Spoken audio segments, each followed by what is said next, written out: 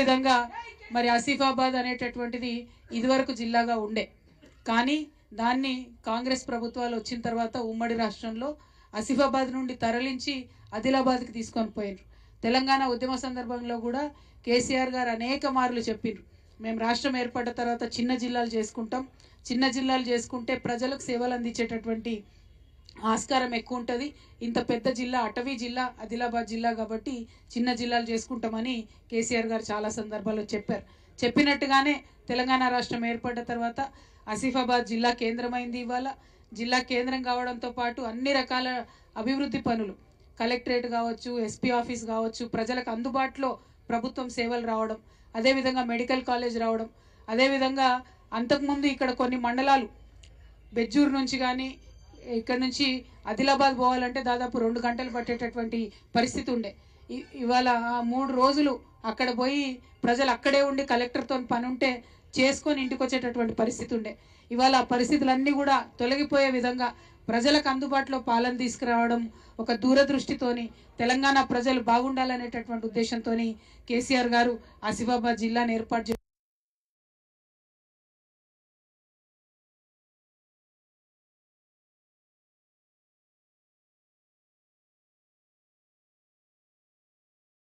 తెలిసిందే అని పట్టుబట్టి కేసీఆర్ గారు మెడికల్ కాలేజ్ని ఏర్పాటు చేయడం జరిగింది.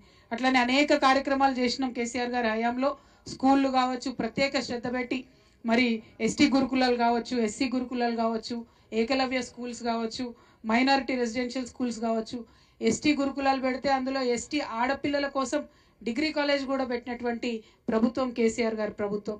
అంటే ప్రజల పట్ల, ముఖ్యంగా ఆడబిడ్డల పట్ల ఎంత ప్రేమతో కేసీఆర్ గారు పనిచేసిందన్నది ఆసిఫాబాద్ జిల్లా ప్రజలందరి దృష్టిలో ఉన్నది. మరి ఇప్పుడున్నటువంటి ప్రభుత్వాన్ని కూడా మేము అదే కోరినాం, ఏదన్నా ప్రభుత్వం మంచి పని చేస్తే దాన్ని కొనసాగించాలి. కేసీఆర్ గారు చక్కగా గురుకులాలు పెడితే ఆ గురుకులాలను బాగా చూసుకోవాల్సినటువంటి బాధ్యత ఇప్పుడున్నటువంటి ప్రభుత్వం మీద ఉంది. కేసీఆర్ గారి హయాంలో ఆడబిడ్డలకు రక్షణ ఉంటే దాన్ని కొనసాగించాల్సినటువంటి అవసరం ఇప్పుడున్నటువంటి ప్రభుత్వానికి ఉన్నది. కానీ ఇవాళ ఇక్కడ నేను విజిట్ చేసినప్పుడు 2 హృదయ విదారకమైనటువంటి సంఘటనలు చూడడం జరిగింది. ఒకటి, ముందుగా నేను జైనూరు పోయినాను, అక్కడ నీలాబాయి అనేటటువంటి మహిళ మీద మరి అత్యాచార యత్నం జరిగిన తర్వాత చాలా దారుణంగా ఆమెను గాయపరిచి మరి ఆ అమ్మాయి బాగా ఇబ్బంది పడి హాస్పిటల్లో చేరినటువంటి పరిస్థితి. ప్రభుత్వం కనీసం ఆ అమ్మాయికి మంచి వైద్యం చేయించి ఏదన్నా ఆదుకునేటటువంటి ప్రయత్నం కానీ, మరి ఆ చేసినటువంటి వ్యక్తులకు శిక్ష పడేటటువంటి ఆస్కారం కానీ లేకుండా చేయడం నిజంగా బాధాకరం. అక్కడ ఏం జరిగింది, జైనూరులో ఆ ఘటన జరగగానే అందరూ కూడా ఇమోషనల్ అయిపోయినారు. అక్కడ ఉన్నటువంటి అన్ని వర్గాల ప్రజలు, అది మైనారిటీస్ కావచ్చు, మన ఆదివాసీలు కావచ్చు, బీసీలు కావచ్చు, మొత్తం జైనూరులో ఒక సున్నితమైనటువంటి సన్నివేశం అప్పుడు ఉండే. కానీ ప్రభుత్వ పెద్దలు ఎవరు కూడా బాధ్యత తీసుకొని మరి అక్కడ ఉండి నిలబడి ఆ ప్రజల్ని కాన్ఫిడెన్స్ ఇచ్చి ధైర్యం చెప్పేటటువంటి పని చేయలేదు. దాంతో హింస చెలరేగింది. ఆ చెలరేగినటువంటి హింసలో పెద్ద ఎత్తున అందరి దుకాణాలు పాడైపోయినాయి. ఆ దుకాణాలు చెడిపోయిన వాటిలలో, కాలిపోయిన వాటిలలో హిందువులు ఉన్నారు, ముస్లింలు ఉన్నారు, బీసీలు ఉన్నారు, అన్ని వర్గాల సంబంధించినటువంటి ప్రజలు ఉన్నారు. కానీ ఏ ఒక్కరికి కూడా మైనారిటీ షాప్స్ కాలిపోతే ఇంతవరకు ప్రభుత్వం నుంచి ₹1 రాలేదు. మరి అక్కడ ఉండేటటువంటి హిందువుల షాపులు కాలిపోతే ఇంతవరకు ₹1 రాలేదు. మరి ఆడబిడ్డకు ఏదైతే జరిగిందో దానికి కూడా న్యాయం జరగలేదు. మరి ప్రభుత్వం ఇంత మొద్దు నిద్ర ఎందుకు పోతుందన్న విషయం ఆలోచన చేయాలి. जयनूर में जितने भी हमारे माइनॉरिटी भाई है, हम आपको कॉन्फिडेंस दिलाना चाहते हैं कि हम आपके साथ हैं. जो भी नुकसान हुआ है जयनूर में, जो वहाँ पे इंसिडेंट हुआ है, बाद में फायर में जितने भी हमारे प्रॉपर्टीज डिस्ट्रॉय हो गए, मैं ये हुकूमत से मांग करती हूँ कि इमीडिएटली हुकूमत आए, इमीडिएटली हुकूमत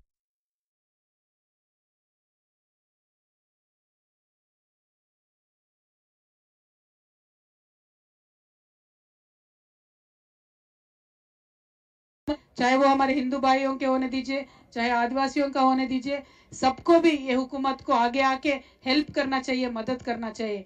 देखिए आज रेवंत रेड्डी साहब जो है वो सिर्फ सियासत करना जानते हैं, वो हुकूमत करना नहीं जानते हैं. हुकूमत करना अभी तो सीखना चाहिए, जिम्मेदारी लेना अभी तो सीखना चाहिए. ये मैं गवर्नमेंट से डिमांड करती हूँ, मांग करती हूँ. अदे विधंगा मरी बांखड़ीलो शैलजा అనేటటువంటి ఆడబిడ్డ పాపం చనిపోయినటువంటి విషయం మీ అందరికి కూడా తెలుసు. ఈ పాపను నేను హైదరాబాద్లో నిమ్స్ హాస్పిటల్లో వెళ్ళి పరామర్శించడం జరిగింది.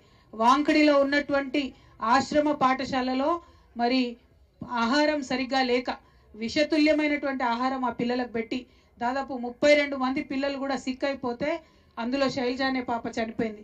ఇంకా ఒక పాప హాస్పిటల్లోనే మరి ఉన్నటువంటి పరిస్థితిని కూడా మనం గమనిస్తున్నాం. అయినా కూడా ప్రభుత్వానికి కనీసం సోయి లేకుండా మరి ఆ పాప దగ్గరికి వెళ్ళో మిగతా పేరెంట్స్ దగ్గరికి వెళ్ళో ధైర్యం చెప్పడమో సాయం చేయడమో చేయలేదు. మేము వెయిట్ చేసినాం. నేను నిమ్స్లో చూసిన తర్వాత ఆ పాపను ఒక 10 రోజులు వెయిట్ చేసినాం.